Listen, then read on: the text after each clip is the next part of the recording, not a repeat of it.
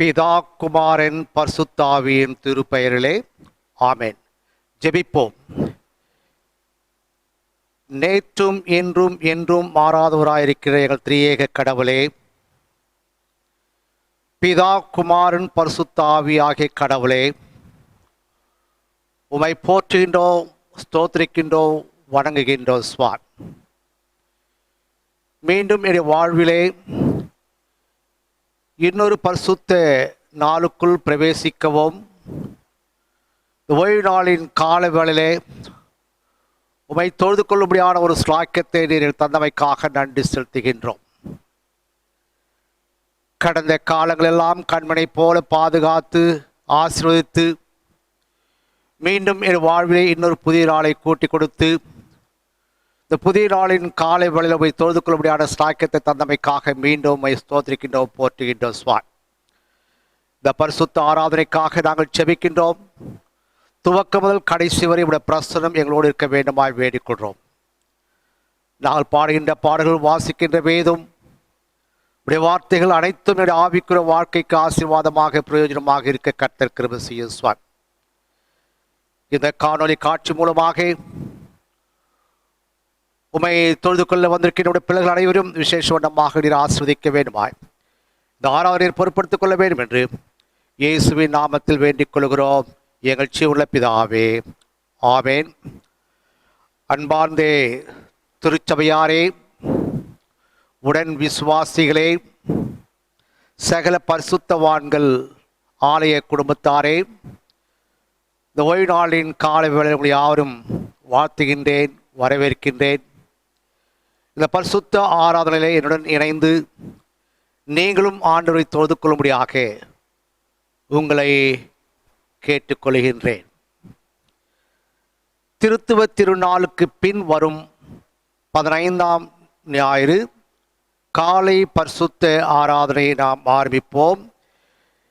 இந்த ஆராதனைக்கு ஆரம்பமாக கிறிஸ்துவ பாமாலை புத்தகத்தில் 16ஆம் பாமாலை, ஆ கர்த்தாவே தாழ்மையாக திருப்பாதத்தண்டையே தென்னிட ஆவலாக வந்தேன், நல்ல இயேசுவே உம்மை தேடி தரிசிக்கவே வந்தேன் என்ற பாமாலையோடு நாம் இந்த காலை பரிசுத்த ஆராதனையை ஆரம்பிப்போம்.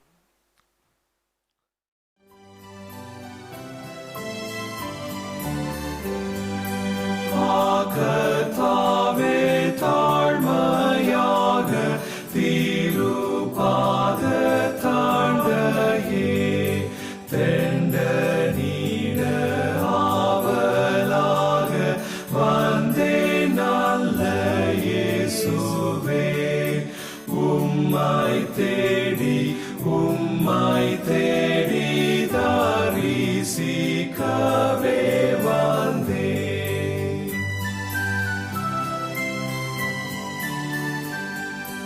வல்ல கர்த்தாவினுடைய தூய ஆட்டுக்குட்டியே, நீரே என்றும் என்னுடைய ஞானமான வாழலே, உம்மை தேடி தரிசிக்கவே வந்தேன்.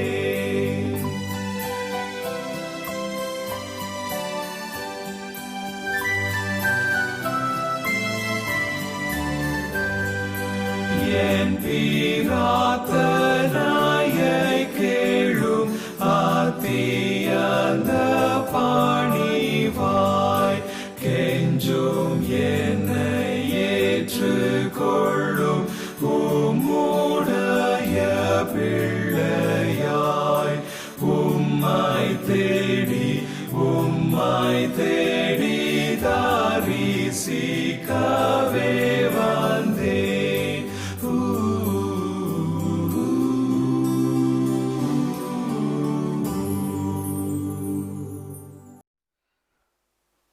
நாம் கடவுளை தொழுவோம்.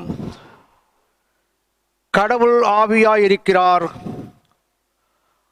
அவரை தொழுது கொள்ளுங்கள், ஆவியோடும் உண்மையோடும் அவரை தொழுது கொள்ள வேண்டும்.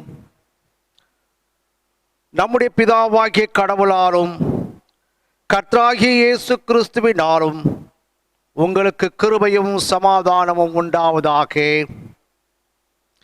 இது கர்த்தர் உண்டு பண்ணின நாள், இதிலே களி கூர்ந்து மகிழ கடவோம். ஜெபிப்போம்.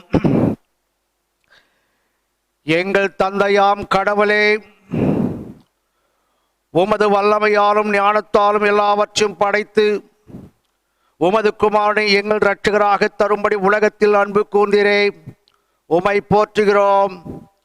குமாரனாம் கடவுளே, பாவத்தை தவிர்த்து எல்லாவற்றிலும் எங்கள் போல் மனிதராகி எங்கள் பாவங்களுக்காக ஒப்பு கொடுக்கப்பட்டு எங்கள் நீதிக்காக உயிர் தொழும்பியவரே, உமை போற்றுகிறோம். பரிசுத்த ஆவியாகிய கடவுளே, எல்லா உண்மைகளுக்குள்ளும் எங்களை வழிநடத்தி கடவுளின் அன்பை எங்கள் நெஞ்சில் பொழிகிறவரே, உமை போற்றுகிறோம். பிதா, குமாரன், பரிசுத்த ஆவியாகிய கடவுளே, உமக்கு எக்காலமும் எல்லா புகழும் மகிமையும் உண்டாவதாக. ஆமேன். பாவ அறிக்கை. நமக்கு பாவம் இல்லை என்போமானால் நம்மை நாமே வஞ்சிக்கிறவர்களாயிருப்போம். நமக்குள் உண்மை இல்லை. நமது பாவங்களை அறிக்கையிட்டால் பாவங்களை நமக்கு மன்னித்து எவ்வித அநீதமும் நீங்கி நம்மை சுத்திகரிப்பதற்கு அவர் நம்பத்தக்கவரும் நீதியும் உள்ளவர். நான் எழுந்து என் தகப்பனிடத்திற்கு போய், தகப்பனே, பரத்துக்கு விரோதமாக உமது பார்வையிலும் பாவம் செய்தேன். இனி உம்முடைய மகன் என்று சொல்லப்படுவதற்கு நான் பாத்திரன் அல்ல. உம்முடைய கூலிக்காரர்கள் ஒருவனாக என வைத்துக் கொள்ளும் என்பேன். கடவுள் ராஜ்யம் சமீபித்திருக்கிறது. மனம் திரும்பி சுவிசேஷத்தில் நம்பிக்கை வையுங்கள். நமது பலவீனங்களுக்காக பரிதவிக்க முடியாத பிரதான ஆசாரியர் நமக்கிராமல் எல்லா விதத்திலும் நம்மை போல் சோதிக்கப்பட்டோம் பாவமில்லாத பிரதான ஆசாரியரே நமக்கு இருக்கிறார். நாம் முழங்காற்படியிட்டு மௌனமாக நம்மை நாமே சோதனை செய்வோம். சர்வ வல்லமுள்ள கடவுளிடத்தில் நாம் நமது பாவங்களை மனத்தாழ்மையோடு அறிக்கை செய்வோம்.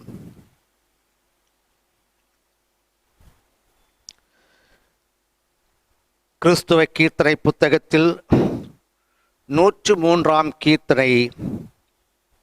ஐயையா, நான் ஒரு பாவி, என்னை ஆண்டு நடத்துவீர் தேவாவி என்ற கீர்த்தனை பாடி நம்முடைய பாவங்களை ஆண்டுடைய சன்னிதானத்திலே அறிக்கை செய்வோம்.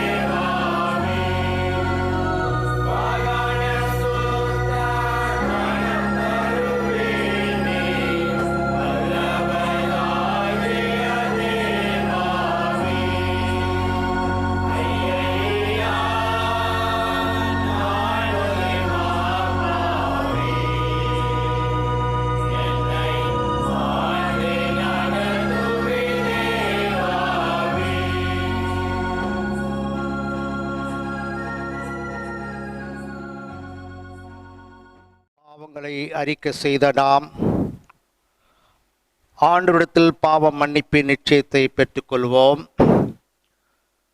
சர்வ வல்லமையும் மிகுந்த இரக்கமுள்ள ஆண்டவர் மன்னிப்பையும் பாவ நிவர்த்தியும் நமக்கு கட்டளிட்டருளி வாழ்க்கை சீர்படுத்துவதற்கான காலத்தையும் தமது பரிசுத்தாவின் கிருபையும் தேற்றுதலையும் தந்தல்வாராக. ஆமேன். கிறிஸ்துவுக்குள் அன்பார்ந்த திருச்சபையாரே, உடன் விசுவாசிகளே, சகல பரிசுத்தவான்கள் ஆலய குடும்பத்தாரே, மீண்டும் உங்கள் அனைவருக்கும் இயேசு கிறிஸ்துவின் இணைய நாமத்தில் என்னுடைய வாழ்த்துக்களையும் காலை வணக்கத்தையும் தெரிவித்துக் கொள்கின்றேன். கர்த்தருடைய செய்திக்கு நாம் கடந்து செல்வோம். இந்த ஓய்வு நாளின் காலை வேளையிலே நாம் சிந்திக்கும்படியாக நமக்கு கொடுக்கப்பட்டிருக்கின்ற தலைப்பு சமாதானமும் சச்சுரவுகளும் உறுதிப்பாடும். சமாதானமும் சச்சுரவுகளும் உறுதிப்பாடும். Peace and conflict resolution. இதற்கு ஆதாரமாக 4 திருமறை பாடங்கள் நமக்கு கொடுக்கப்பட்டுள்ளன. முதலாம் பாடமாக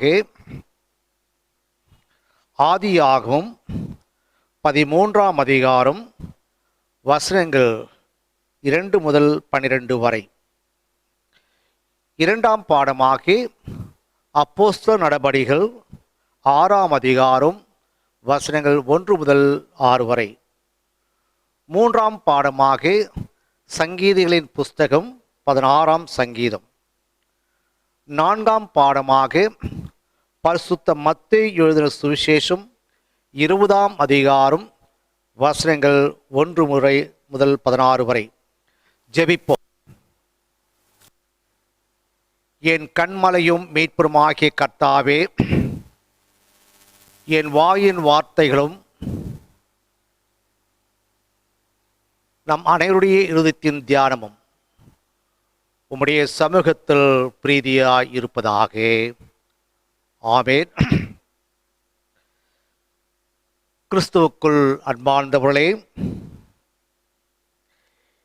இன்றைய தியானத்திற்காக கொடுக்கப்பட்டுள்ள செம்பொருள் சமாதானமும் சச்சுருவுகளுக்கான மன உறுதியும்.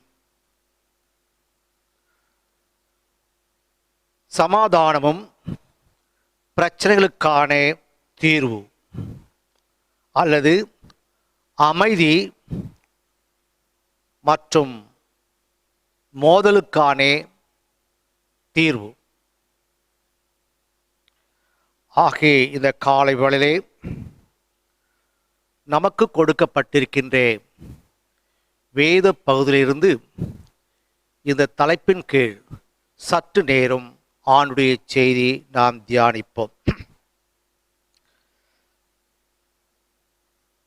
எங்கு பார்த்தாலும் போராட்டங்கள், கலவரங்கள், சண்டைகள், சச்சரவுகள். இதற்கு காரணம் என்னவென்று பார்க்கும்போது கருத்து வேறுபாடு, மன வருத்தம், ஒற்றுமின்மை. இதனால் சண்டைகள், போராட்டங்கள், கலவரங்கள் ஏற்படுகின்றன.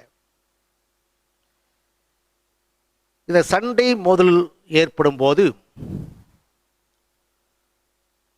சமாதானம் இல்லாத ஒரு சூழ்நிலை, சந்தோஷம் இல்லாத ஒரு சூழ்நிலை அநேக குடும்பங்களிலே, திருச்சபைகளிலே, சமுதாயத்திலே கருத்து வேறுபாடினால், சண்டைகளினால் சமாதானத்தை இழந்து தவிக்கின்றோம். ஆகவே சமாதானத்தை தேடி மனிதன் அங்கும் இங்குமாக சென்று கொண்டிருக்கின்றான்.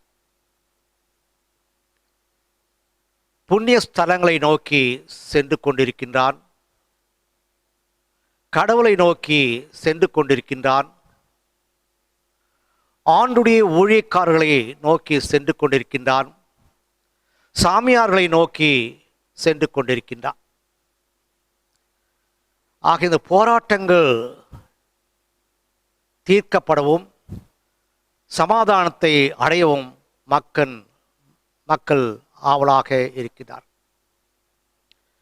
இப்படிப்பட்ட ஒரு சூழ்நிலையிலே கடவுள் ஒருவர்தான் பிரச்சனைகளை நீக்கி சமாதானத்தை கொடுக்கின்ற ஒரு தேவன். அவர் சமாதானத்தின் பிரபுவாக இந்த உலகத்திற்கு அவர் வந்தார். சமாதானத்தை கொடுக்கவே இந்த உலகத்திலே அவர் பிறந்திருக்கின்றார். ஆக சமாதான பிரபுவாகி இயேசு கிறிஸ்துவை நோக்கி நாம் பார்ப்போமையானால், நம்முடைய பிரச்சனைகளை எடுத்து சொல்வோமையானால், ஆண்டவர் பிரச்சனைகளை நீக்கி சமாதானத்தை ஆண்டவர் நமக்கு கொடுக்கின்ற ஒரு கடவுளாக இருக்கின்றார். 3 பகுதியிலிருந்து 3 சம்பவங்கள் மூலமாக இந்த தலைப்பிற்கான தீர்வுகளை நாம் காணலாம். ஆதியாகும் 13ஆம் அதிகாரம் 8ஆம் வசனம் நாம் பார்ப்போமேயானால், ஆபிரகாம் தன்னுடைய ஆஸ்திகளை வளங்களை பகிர்ந்து கொண்டு பிரிந்து வாழ்வதன் மூலம் சமாதானத்தை அவன் பெற்றுக்கொள்ளுகின்றான். சமாதானம் வாக்குவாதத்திற்கான தீர்வை நாம் இந்த பகுதியிலே நாம் பார்க்கலாம். வளங்களை பகிர்ந்து கொண்டு பிரிந்து சென்று வாழ்வதன் மூலமாக சமாதானம் வாக்குவாதத்திற்கு ஒரு முடிவை நாம் இங்கே பார்க்கலாம். இரண்டாவதாக நிருப வாக்கியத்திலே நாம் பார்க்கும்போது, சீடர்கள் அதிகாரமுள்ள ஒரு குழுவை நியமிப்பதன் மூலமாக அங்கு ஏற்படுகின்ற சமாதானம் வாக்குவாதத்திற்கான ஒரு சூழ்நிலையை தீர்வை நாம் அங்கே பார்க்கின்றோம். சுவிசேஷ பகுதியிலே நாம் பார்ப்போமையானால், அமைதி மற்றும் மோதல் தீர்வுக்கான தீர்வை எஜமானின் விருப்பத்தில் மட்டுமே காண்கிறோம், மனிதனின் விருப்பமாக அல்ல என்ற சத்தியத்தை நாம் இங்கே பார்க்கின்றோம். 3 பகுதியிலிருந்து ஆண்டுடைய செய்தியை நாம் இப்போது தியானிக்கலாம். முதலாவதாக, ஆஸ்திகளை வளங்களை பகிர்ந்து கொள்ளுதல் மற்றும் பிரிந்து வாழ்வதன் மூலமாக சமாதானம். இரண்டாவதாக, அதிகாரத்தின் பிரதிநிதித்துவம். மூன்றாவது, எஜமானின் விருப்பத்தில் மட்டுமே சமாதானம். இந்த 3 பகுதியை நாம் வாசிக்கலாம். முதலாவதாக, வளங்களை ஆஸ்திகளை பகிர்ந்து கொள்வதன் மூலம்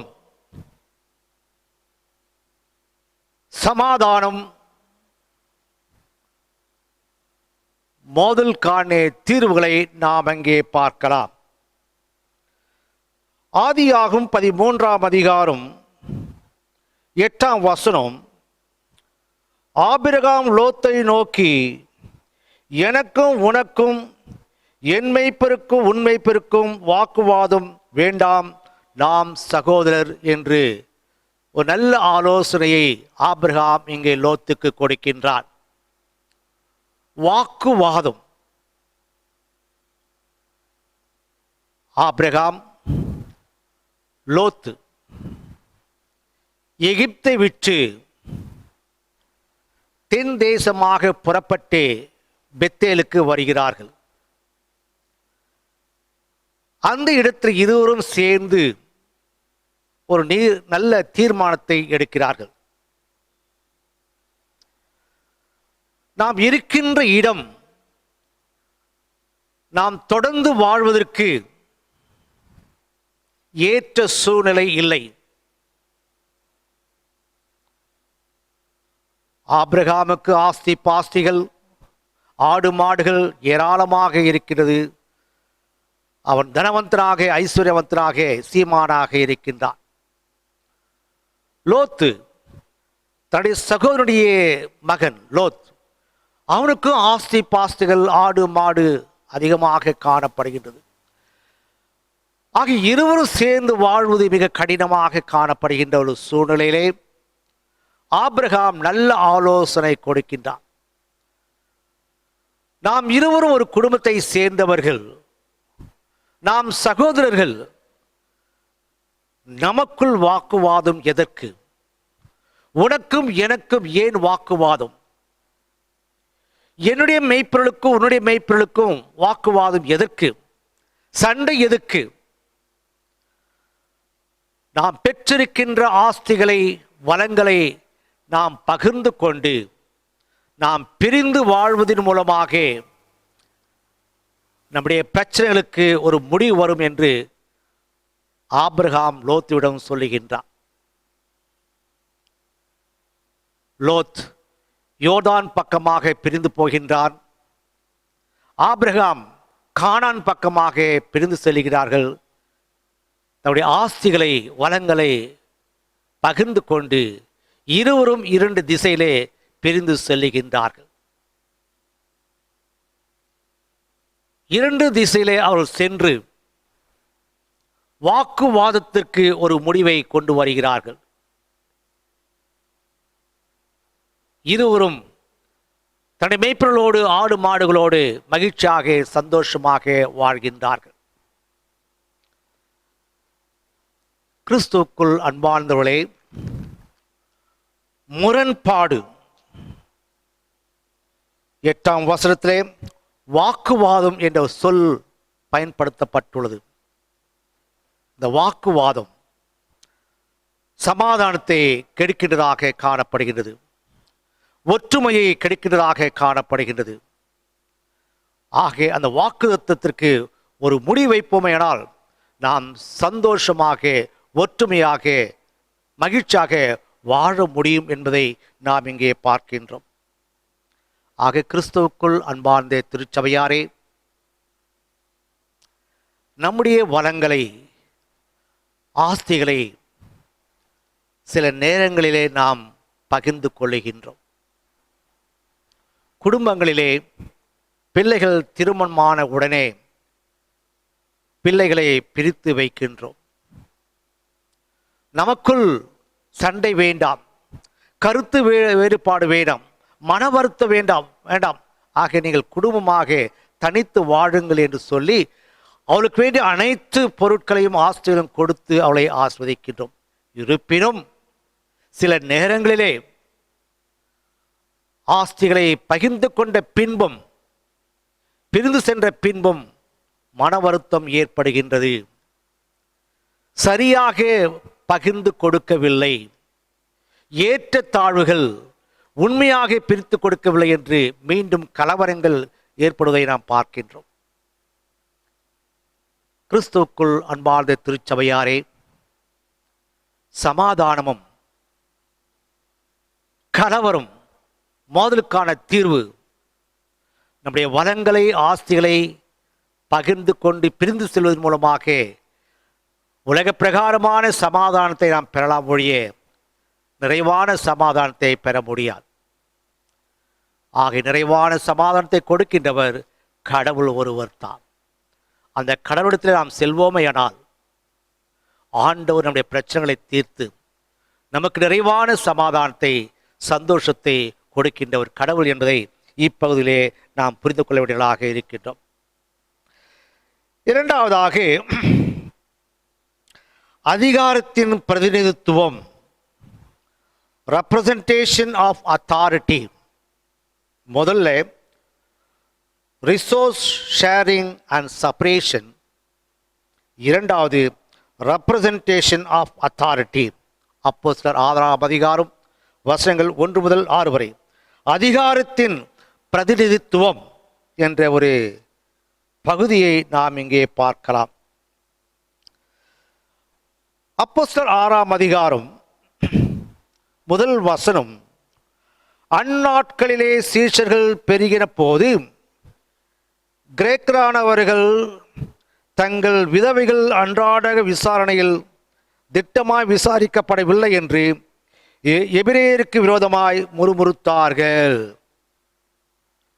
ஆதியாகமத்திலே நாம் பார்க்கும்போது வாக்குவாதத்தை நாம் பார்க்கின்றோம். இந்த பகுதியிலே முறுமுறுத்தார்கள்.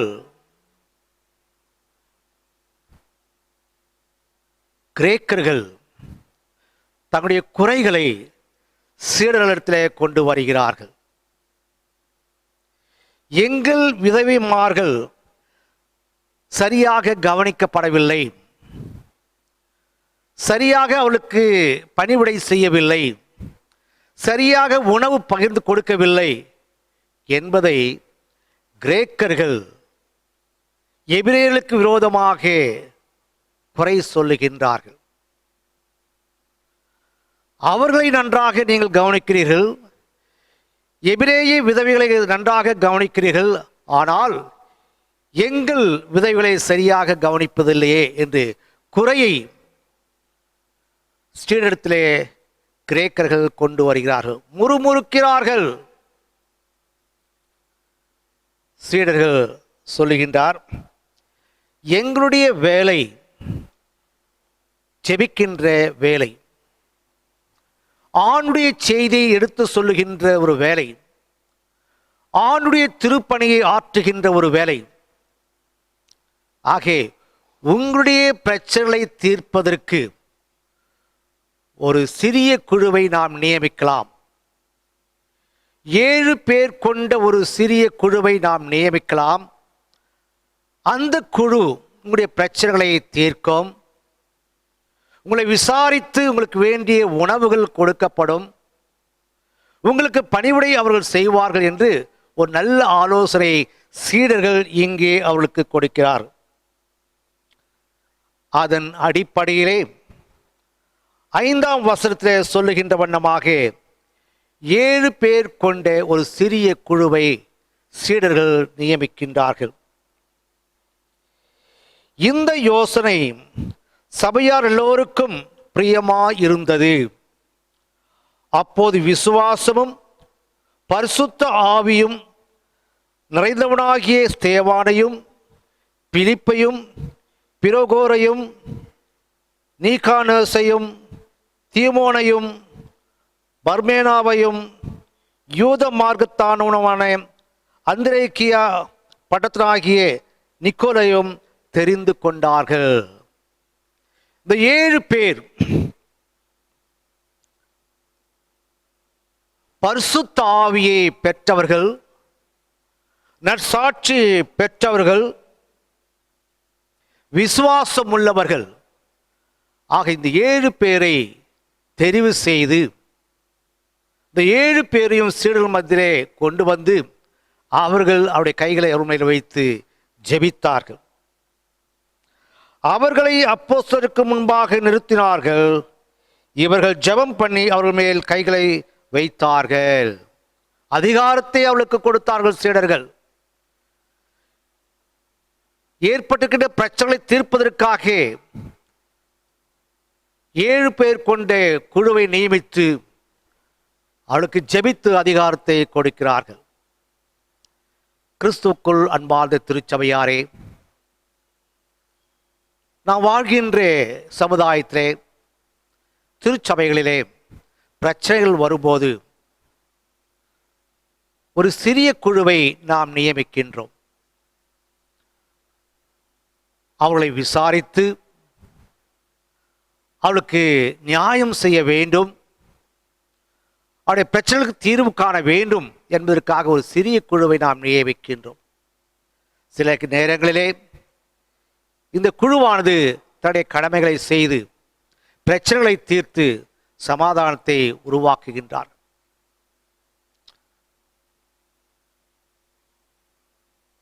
ஆம், கிறிஸ்துவுக்குள் அன்பார்ந்தவர்களே, நம்முடைய பிரச்சனைகள் எதுவாக இருந்தாலும் ஆண்டவரத்தில் நாம் கொண்டு வருவோமேயானால் ஆண்டவர் நம்முடைய பிரச்சனைகளை தீர்த்து நமக்கு சமாதானத்தை கொடுக்கின்ற ஒரு கடவுளாக அவர் இருக்கின்றார். மூன்றாவதாக, எஜமானின் விருப்பத்தில் மட்டுமே, only in the masters will. மத்தேயு எழுதின சுவிசேஷம் 20ஆம் அதிகாரம் வசனங்கள் 1 முதல் 16 வரை. 12ஆம் வசனம், பிந்தி வந்தவர்களாகிய இவர்கள் 1 மணி நேரம் மாத்திரம் வேலை செய்தார்கள். பகலின் கஷ்டத்தையும் வெயிலின் உஷ்ணத்தையும் சகித்த எங்களுக்கு இவர்களை சமமாக்கிறீரே என்று முறுமுறுத்தார்கள். இந்த பகுதியிலும் ஒரு சிறிய மன வருத்தத்தை நாம் பார்க்கின்றோம். வேலையாட்கள் எஜமானிடம் தன்னுடைய மன வருத்தத்தை தெரியப்படுத்துகிறார்கள். தன்னுடைய குறைகளை எஜமானிடத்திலே கொண்டு வருகிறார்கள். அவர்கள் முறுமுறுத்தார்கள். இந்த பகுதியை நாம் சற்று ஆராய்ந்து பார்ப்போமேனால், பரலோக ராஜ்யம் வீட்டு எஜமானாகிய ஒரு மனுஷனுக்கு ஒப்பாயிருக்கிறது. ஆக இந்த மனுஷன் தன்னுடைய தோட்டத்திலே வேலையாட்களை அமர்த்துவதற்காக அவன் காலையிலே புறப்பட்டு சென்றான். வேலையாட்களை பார்த்து அவளுக்கு சம்பளத்தை நிர்ணயித்து ₹1 ஒரு பணம் கூலி பேசி அவளை வேலைக்கு அனுப்புகின்றார், தன்னுடைய தோட்டத்திலே பணியாற்றும்படியாக. சற்று நேரம் கழித்து 3ஆம் மணி நேரத்திலும் அவன் வீதிக்கு சென்று சாலையிலே ஓரமாக நின்று கொண்டிருக்கிற மக்களை பார்த்து, நீங்கள் வேலைக்கு செல்லுங்கள், உங்களுக்கு நியாயமான கூலி கொடுக்கப்படும் என்று சொன்னார். அவர்கள் சென்றார்கள். மீண்டும் 6ஆம் மணி 9ஆம் மணி நேரத்திலும் அவர் வீதிக்கு சென்று வேலை இல்லாமல் காத்து கொண்டிருக்கிற மக்களை பார்த்து, நீங்கள் வேலைக்கு செல்லுங்கள், உங்களுக்கு நியாயமான கூலி கொடுக்கப்படும் என்று சொல்லி வேலைக்கு அனுப்புகின்றார். 11ஆம் மணி வேலையிலும் கூட வேலையாட்களை பணி செய்வதற்காக அனுப்புகின்றார். நியாயமான கூலி உங்களுக்கு கொடுக்கப்படும், செல்லுங்கள் என்று சொல்றார். மாலை நேரம் வந்தாயிற்று.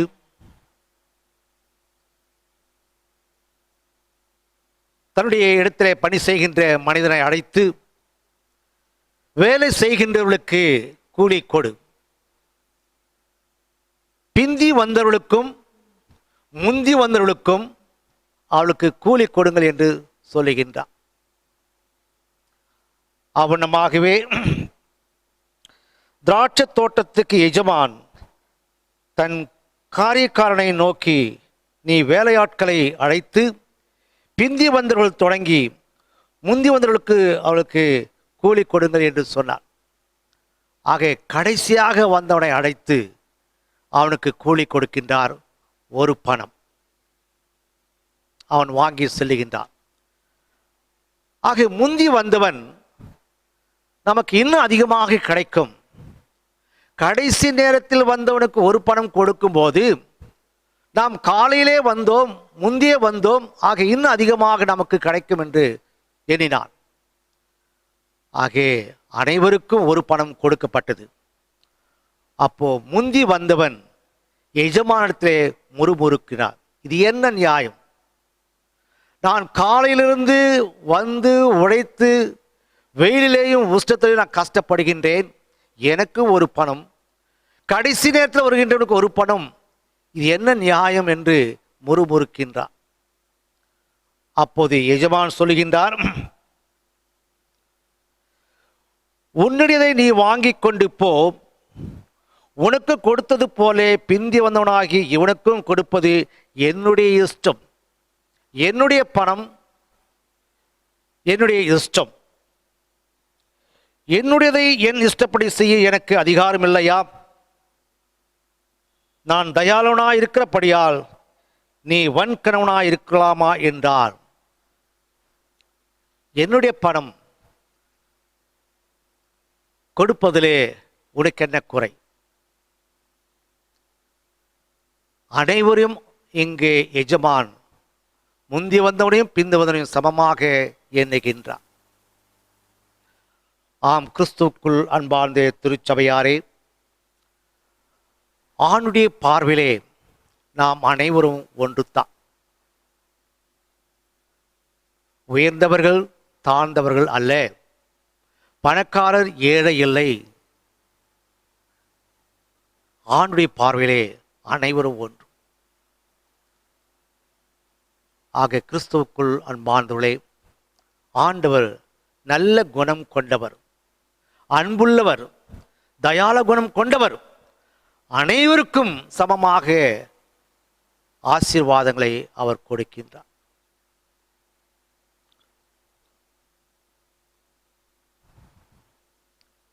பதினாறாம் வசனம், இவ்விதமாக பிந்தினோர் முந்தினோராயும் முந்தினோர் பிந்தினோராயும் இருப்பார்கள், அழைக்கப்பட்டவர் அநேகர், தெரிந்து கொள்ளப்பட்டவர்களோ சிலரே என்று ஆண்டவர் இங்கே சொல்லுகின்றார். ஆண்டுடைய பார்வையிலே அனைவரும் ஒன்று தான், ஏற்றத்தாழ்வுகள் இல்லை. அனைவருக்கும் அத்தனுடைய ஆசீர்வாதத்தை சமமாக பகிர்ந்து கொடுக்கின்ற ஒரு கடவுளாக இருக்கின்றார். ஆக பிரச்சனைகளை தீர்க்கின்றவர் கடவுள், சமாதானத்தை கொடுக்கின்றவர் கடவுள்.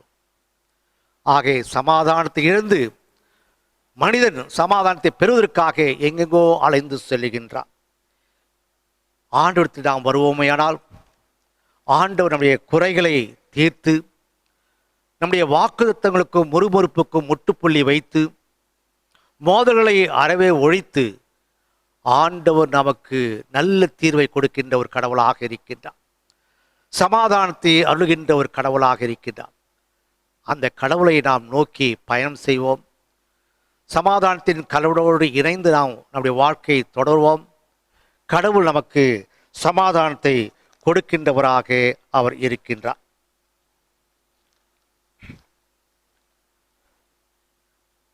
பிலிப்பியர் 4ஆம் அதிகாரம் 7ஆம் வசனம், ஆண்டவர் தன்னுடைய சமாதானத்தை நமக்கு கொடுக்கின்றவராக இருக்கின்றார்.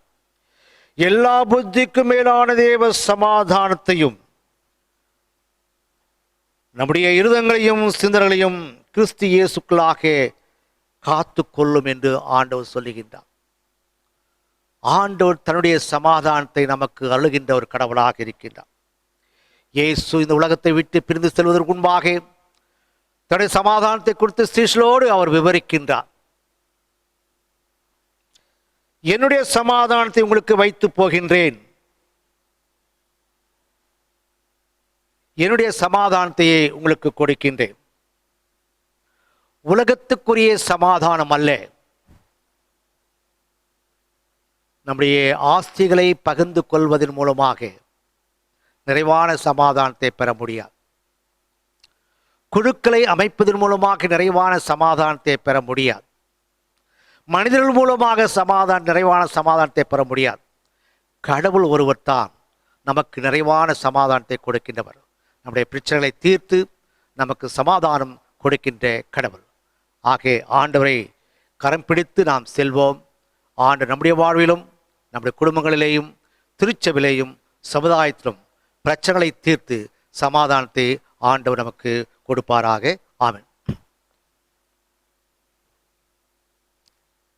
ஆண்டுடைய செய்தி கேட்ட நாம் ஆண்டவரை துதித்து மகிமைப்படுத்துவோம். கிறிஸ்துவ கீர்த்தனை புத்தகத்தில் 184 கீர்த்தனை, தேவபிதா எந்தன் மெய்ப்பனல்லோ சிறுமை தாட்சி அடைகிலனே என்ற கீர்த்தனை பாடி ஆண்டவரை துதித்து மகிமைப்படுத்துவோம்.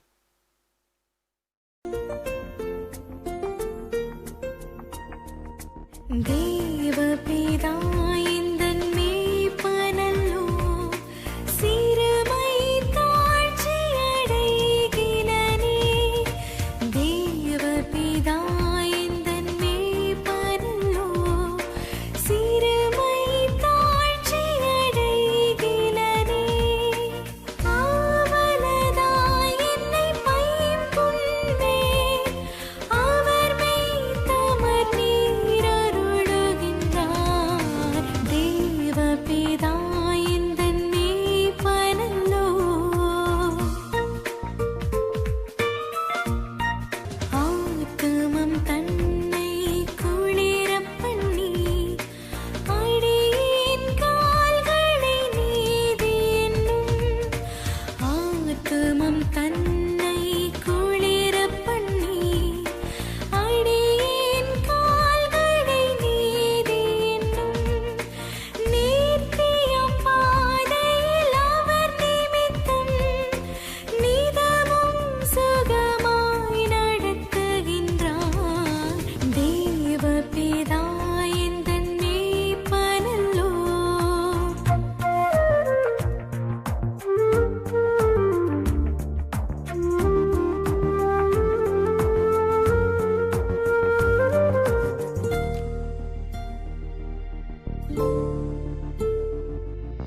சாநிழல் பள்ளத்திறங்கிடினும் சற்றும் தீங்கு கண்டஞ்சேனே. சாநிழல் பள்ளத்திறங்கிடினும் சற்றும் தீங்கு கண்டஞ்சேனே. வானப்பரன் என்னோடிருப்பார். வளைதடியும் கோலுமே தேற்றும். தேவபிதா எந்தன் மெய்ப்பனல்லோ. பகைவர்க்கெதிரே ஒரு பந்தி பாங்காய் எனக்கென்றேற்படுத்தி. பகைவர்க்கெதிரே ஒரு பந்தி பாங்காய் எனக்கென்றேற்படுத்தி. சுகதைலம் கொண்டென் தலையை சுகமாய் அபிஷேகம் செய்குவார். தேவபிதா எந்தன் மெய்ப்பனல்லோ.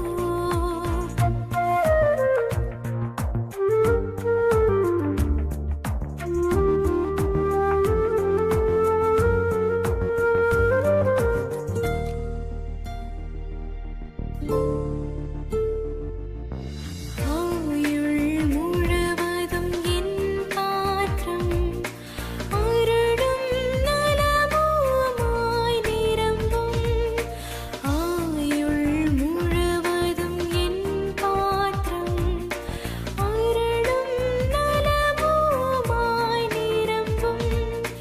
நீயன் வீட்டினில் சிறப்போடே நெடுநாள் கொடியாய் நிலைத்திருப்பே. தேவபிதா எந்தன் மெய்ப்பனல்லோ சிறுமை தாட்சி அடைகிலனே. தேவபிதா எந்தன் மெய்ப்பனல்லோ சிறுமை தாட்சி அடைகிலனே. அறிவிப்புகள். வருகின்ற நாட்களில் பிறந்த நாட்களை காண இருப்பவர்கள்: இன்று 20ஆம் தேதி Mrs Esther Priyadarshini, Mrs Arokiaseeli Mabel Annarani. 21ஆம் தேதி Mr I Noble Francis, master Alvin Vincent. 23ஆம் தேதி Mrs Beulah Newton, Mr Anandraj Ernest Manuel, Mrs Amudha James, Miss Ida Jemi. 24ஆம் தேதி மிஸ்ஸஸ் கிரீட்டா ஜவஹர். 25ஆம் தேதி Mr Manu Rajapandi, Mr Jesudas Charles, Mr Jacob Benjamin Babu. 26ஆம் தேதி மிஸ்டர் பெர்சி வைலட். பிறந்த நாட்களை காண இருக்கின்றவர்களுக்கு திருச்சபையின் சார்பாக நல்வாழ்த்துக்களை கூறிக்கொள்கின்றோம். கர்த்தர் இவர்களை ஆசீர்வதிப்பாராக. அவனுமாக வருகின்ற நாட்களில் திருமண நாட்களை காண இருப்பவர்கள் வருகின்ற 24ஆம் தேதி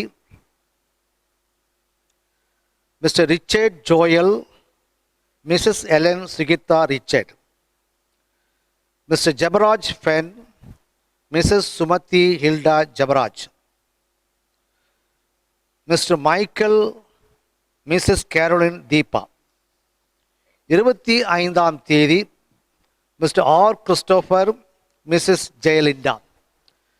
திருமண நாட்களை காண இருக்கின்றவர்களுக்கு திருச்சபையின் சார்பாக நல்வாழ்த்துக்களை கூறிக்கொள்கின்றோம். கர்த்தர் இவர்களையும் இவருடைய குடும்பங்களையும் ஆசீர்வதிப்பாராக. தொடர்ந்து நம்முடைய திருச்சபைக்காக ஜெபிப்போம்.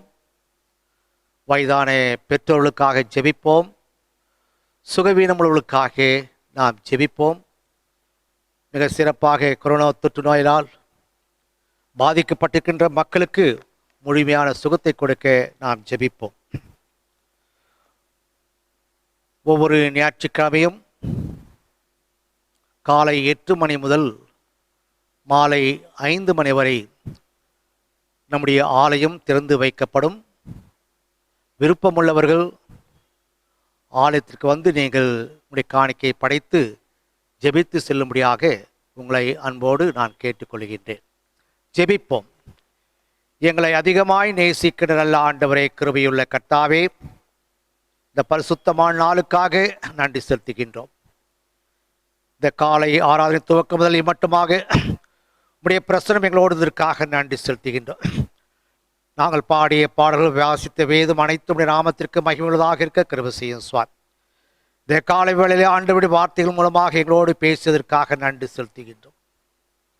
சமாதானமும் போராட்டங்களும் மன உறுதிப்பாடும் என்ற தலைப்பின் கீழ் நீர் எங்களோடு பேசியதற்காக நன்றி செலுத்துகின்றோம். ஆண்டவரே, எங்கு பார்த்தாலும் போராட்டங்கள், கலவரங்கள், சண்டைகள், மன வருத்தம், முறுமுறுப்பு, இவைகளினால் சமாதானத்தை இழந்து சந்தோஷத்தை இழந்து வாழ்ந்து கொண்டிருக்கின்றோம். இப்படிப்பட்ட ஒரு சூழ்நிலை சமாதானம் பெறுவதற்காக நாம் எங்கெங்கோ அலைந்து திரிந்து செல்கின்றோம். இயேசு ஒருவர்தான் பிரச்சனைகளை தீர்க்கின்றவர், சமாதானத்தை கொடுக்கின்ற ஒரு கடவுள் என்பதை எங்களுக்கு போதித்ததற்காக நன்றி செலுத்துகின்றோம். பழைய ஏற்பாட்டு பகுதியில் ஆண்டவரே, ஆஸ்திகளை வளங்களை பகிர்ந்து கொண்டு பிரிந்து செல்வதன் மூலமாக சமாதானத்தை பெற முடியும் என்று ஆபிரகாம் இங்கு எடுத்து சொல்லுகின்றார். அப்போஸ்தலர் 6ஆம் அதிகாரத்திலே ஒரு சிறிய குழுவை நியமிக்கும் போது அந்த குழுவின் மூலமாக மன வருத்தங்களை தீர்க்கப்படும் என்று அப்பகுதியிலே நாங்கள் பார்க்கின்றோம். சுவிசேஷ பகுதியிலே ஆண்டவரே, எஜமான் அனைத்து வேலையாட்களையும் சமமாக எண்ணுகின்றார். தன்னுடையதை அனைவருக்கும் சமமாக பகிர்ந்து கொடுக்கின்றார். என்னுடைய பணம் நான் சமமாக கொடுப்பதிலே ஒன்றும் கஷ்டமில்லையே, அனைவரும் சமமாக எண்ணுகின்றார். ஆம் ஆண்டவரே, பகிர்ந்து பிரிந்து செல்வதன் மூலமாக நிறைவான சமாதானத்தை பெற முடியாது. ஒரு சிறிய குழுவின் மூலமாக பிரச்சனையை முழுமையாக தீர்க்க முடியாது. பிந்தி வந்தவனுக்கும் முந்தி வந்தவனுக்கும் அவனுடைய வேலைக்கு தகுந்த மாதிரி கூலி கொடுப்பதினால் நிறைவான சமாதானத்தை பெற முடியாது. இயேசு ஒருவர் தான் சமாதானத்தை கொடுக்க முடியும். இயேசு ஒருவர் தான் பிரச்சனை தீர்க்க முடியும். நம்முடைய பிரச்சனைகள் எதுவாக இருந்தாலும், மன வருத்தங்கள் இருந்தாலும், வாக்குவாதங்கள் இருந்தாலும், முறுமுறுப்பு இருந்தாலும், குறைபாடுகள் இருந்தாலும், இயேசுவிடத்தில் நாம் கொண்டு வருவோமேயானால் ஆண்டவர் அவைகளை தீர்த்து சமாதானத்தை கொடுக்க வல்லவராக இருக்கின்றார். அப்படிப்பட்ட கடவுளோடு நாம் இணைந்து நம்முடைய வாழ்க்கையிலே உடன் பயணம் செய்வோம். கடவுள் நம்மை ஆசீர்வதிப்பாராக. இந்த நாளின் செய்தி அனைவருக்கும் ஆசீர்வாதமாக இருக்க கடவுள் கிருபை செய்வாராக. ஆம் ஆண்டவரே, வருகின்ற நாட்களில் பிற நாட்களை காணிக்கின்ற திருச்சபையின் பிள்ளைகளுக்காக நாங்கள் ஜெபிக்கின்றோம். உடைய கிருபையினால் இரக்கத்தினால் இன்னொரு புதிய ஆண்டுக்குள் பிரவேசிப்பதற்காக நன்றி செலுத்துகின்றோம். புதிய ஆசீர்வாதங்களை கர்த்தர் கிருபையாக கூட்டி கொடுக்க வேண்டுமாய் வேண்டிக் கொள்கின்றோம். அவ்வளவுமாக வருகின்ற நாட்களில் திரும்ப நாட்களை காணிக்கின்ற திருச்சபையின் பிள்ளையுடைய குடும்பங்களுக்காக ஆண்டவரே நாங்கள் ஜெபிக்கின்றோம். சுவாமி, குடும்பங்களை ஆசீர்வதிக்கின்றவரே, தொடர்ந்து உடைய பிள்ளைகளுடைய குடும்பத்தில் போதுமானவராக இருந்து ஆண்டவர்களை ஆசீர்வதியும். சுவாமி, மீண்டும் அவருடைய இல்லற வாழ்க்கையில் ஒரு புதிய ஆண்டுக்குள் பிரவேசிப்பதற்காக நன்றி. புதிய ஆசீர்வாதங்களை நிரப்பும். சுவாமி, திருச்சபைக்காக ஜெபிக்கின்றோம். ஒவ்வொரு குடும்பங்களையும் கர்த்தர் ஆசீர்வதியும். சுவாமி, வயதான பெற்றோரை ஆண்டவர் கர்த்தர் பொறுப்படுத்திக் கொள்ளும். அவருடைய தேவையை சந்தியும். சுகத்தை தாரும். சுவாமி, சுகவீனம் உள்ளவர்களுக்கு ஆண்டவரே நல்ல சுகத்தையும் கர்த்தர் கூட்டி கொடுக்க வேண்டுமாய் நாங்கள் வேண்டிக்கொண்டோம். விசேஷ வண்ணமாக இந்த கொரோனா தொற்று நோய்க்காக நாங்கள் ஜெபிக்கின்றோம். ஆண்டவரே, அதற்கு வேண்டிய ஏற்ற மருந்தை கண்டுபிடிக்க கர்த்தர் கிருபை செய்ய. சுவாமி, வைத்தியர்கள் விஞ்ஞானிகள் இதற்காக முயற்சிக்கும் போது ஆண்டவருடைய பிரயாசங்களை கர்த்தர் ஆசீர்வதித்து ஏற்ற காலத்திலே மருந்துகளை கண்டுபிடித்து அதன் வழியாக இந்த தொற்று நோயை முற்றிலுமாக அகற்ற கர்த்தர் கிருபை செய்ய. சுவாமி, மரித்து போன ஆத்துமாக்களுக்காக ஜெபிக்கிற ஆத்ம சாந்தி தாரும். துக்கத்தில் ஆழ்ந்துக்கிற குடும்பத்தின் மக்களுக்கு ஆதரவை தாரும். சுவாமி, பாதிக்கப்பட்ட மக்களுக்கு ஆண்டவர் முழுமையான சுகத்தை கர்த்தர் கூட்டி கொடுக்க வேண்டுமாய் வேண்டிக்கொள்ளும். திருச்சபையிலும் கூட அநேகர் ஆண்டு கொரோனா தொற்று நோயால் பாதிக்கப்பட்டுள்ளார். சுவாமி, அனைவருக்கும் பூரண சுகத்தை தந்து ஆண்டவர் மீண்டும் அவருடைய வாழ்க்கையிலே அற்புதங்களை செய்ய வேண்டும் என்று நாங்கள் வேண்டிக்கொண்டோம். சுவாமி, அடியனுடைய குடும்பத்தையும் கர்த்தரை வைக்கின்றோம்.